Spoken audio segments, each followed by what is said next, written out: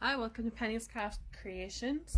Thank you for joining me today. I am going to be making a small tote bag, and I am using some fall colors because the tote bag that I am making is going to be for the fall. And the pieces that I have are 17¼ by 10½, and I have two of them. One's the lining, and I'm not using a interfacing in these. And then the straps are, you want one solid piece of 10½ by 22½, and then you're going to cut it in half on the fold. So I've already gone ahead and done that, and you're going to pin them like so when you cut them. And the best way to do that is take your fabric, and you can iron or hand crease, it's totally up to you, but create your fold line down the center, then fold in on that line, and you can iron again or hand crease, fold in on that next line, bringing that to the center, and then fold them together. And what you end up with is this. And then I went ahead and pinned everything that I have. So I'm going to go ahead and sew the handles. And you can sew on both ends if you like. I'm only going to sew on the one end. I need to adjust a little bit here. So I'm just doing a regular stitch all the way down.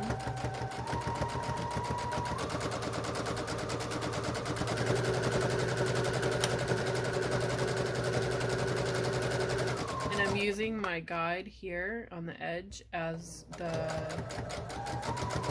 presser foot as my guide for the edge. And I'm just keeping it lined up with it.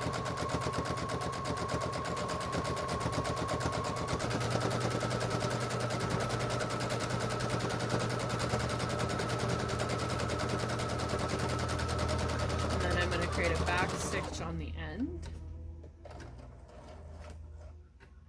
And then pull that up and cut it. Somewhere here's my cutter. There we go. So you've got one looking like that. I'm going to go ahead and remove the pins. And I'm going to repeat that for the next handle.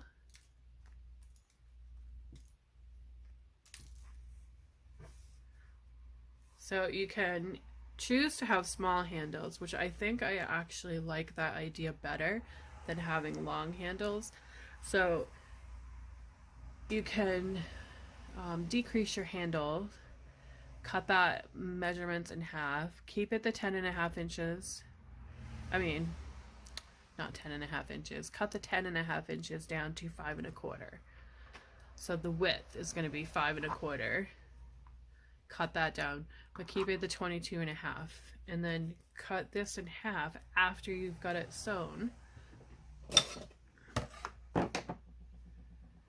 So line up your edges and then cut that right in half, and that will give you your two handles. The next thing we need to do is create the inside of the bag and the exterior of the bag. So you can do this one of two ways. I want to do it a simplified version. So I'm going to turn my bag like so, match up those handle sides, and do the same thing I did before. I'm going to use my presser foot as my guide. I'm going to start the back stitch on the top and work my way down to the bottom.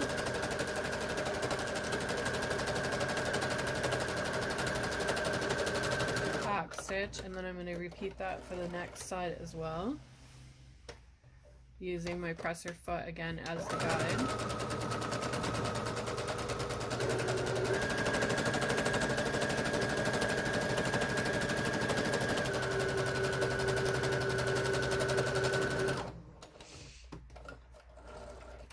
Okay, so I'm going to go ahead and repeat that for this one, and I'll be right back.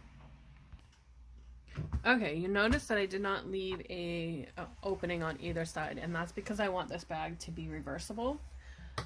So our opening is going to be on the top. Now we need to go and box our corners.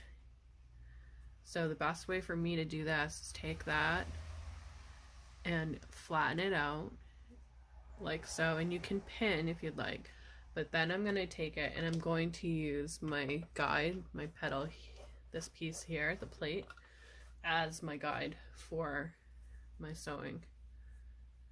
So I'm going to make sure it's even, that I have it centered, and the best way to do that is to go right straight down. You can see the line shoot down. Then sew along the plate here, line up your point of your fabric, back stitch on the top, and just go all the way to the edge and back stitch. So I'm going to go ahead and do that, and I'll be right back.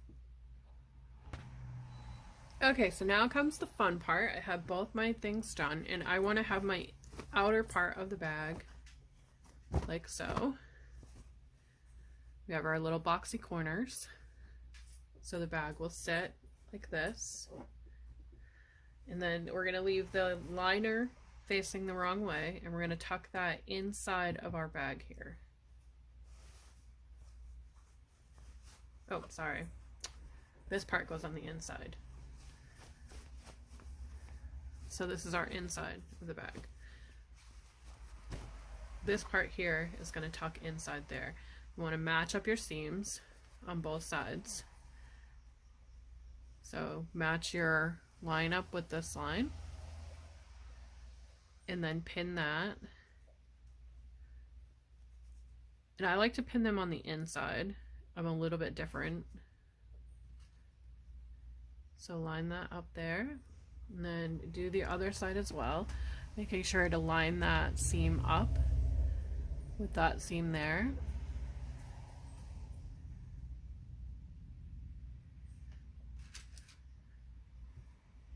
And then put your pins in. And next you need to decide where you want to put your handles. And I used my cutting mats as a guide for this. So I want my handle, you're going to make it look like a U. And you want it to be shaped like this when you're putting it in. And that's important, because if you don't do this and you do this, you're going to end up with a twisted handle. So make sure you have your U shape, and take both of your pin sides and get them on your lines. This will help you on where you want your bag to be, your handles. So I put one on one, and I'll back you up slightly just to show you. So I've got one and one, and then I'm going to tuck this between those two layers here, making sure that W stays, and then decide where you want your handles to be. I like them to be 2 inches, and if you don't have a cutting mat, you can use a ruler. So I want them to be in 2 inches. So I'm going to put my ruler on that line of my seam and make sure that my edge matches up with that. So my edge is there. I'm going to go ahead and pin that in place, making sure that I get all my fabric on the top there. So go ahead and pin, and this is, I'm going to put my pin on the outside, and I'm going to do 2 of them, 1 in each handle. 1 on each side of the strap handle. And then I'm going to go to the other side. I'm going to match my ruler up with that pin, the seam there, and I'm going to bring it out 2. So I want to make sure this is lined up on that as well, and straightening if I have to. So we're on the 2. I'll move that aside, match up my fabric, and then place my 2 pins in that as well.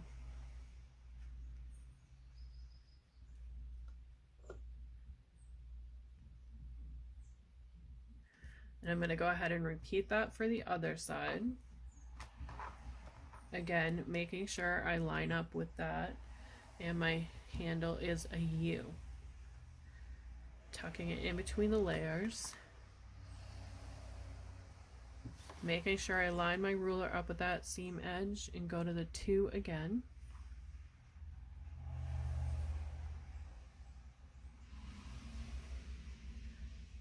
And you can eyeball it and match it up with the one that's on the other side, but sometimes your fabric is wrinkled here and bunched up because you have your seams, so you may not get that accurate.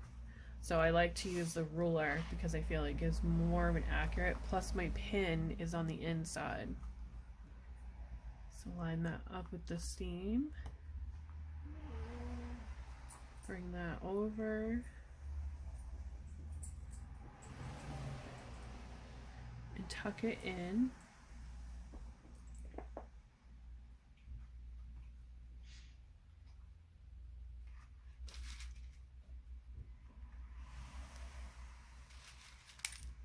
Now when we sew this part here, we're gonna leave a gap in between these 2 handles here. And the reason why we're doing that is because we want to turn it around through the handle.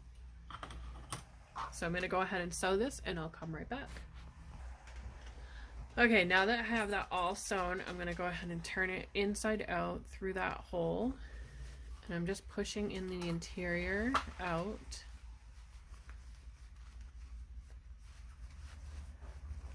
And then you've got your straps. I'm not worried about strings hanging out. Okay, so now we're gonna tuck all that in.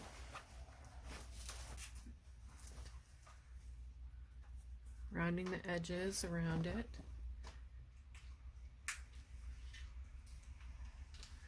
And then you want to create that fold by tucking in this part here.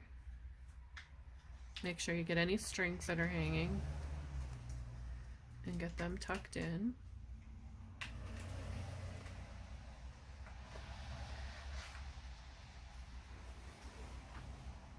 And if you have some little ones, just go ahead and clip them if you like.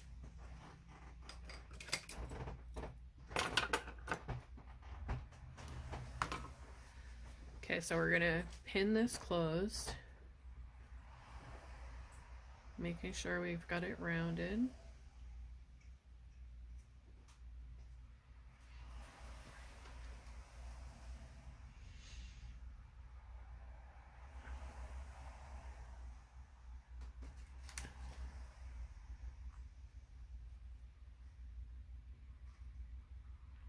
And then we're going to go around and pin, and as we're pinning, we're going to round down this edge around the bag. And we're going to do that around the entire thing, rounding it down.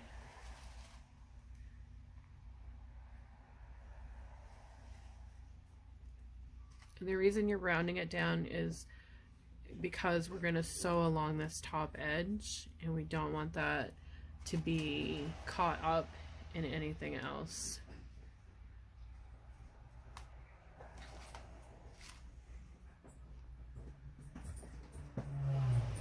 Okay, so I'm going to go ahead and do that, and then I'll sew it and I'll come back. Okay, so here's the finished tote. It's about 5¼ inches high by 5½ wide by 3 inches deep, and you can do it either way you like. Add different fabrics. It is reversible, so you can have the brown on the outside like so, or you can leave it the fall color on the outside. You can do this for any season, any style, and you have a cute little tote. I'm going to be filling my totes with some fall stuff for a little crafty fall kids bag, or any bag for an adult crafty wise. And you can add to it, add an embellishment here if you'd like, by doing the handle on the closure on the handle. Your bag becomes reversible, and you don't have to do it reversible if you don't want to.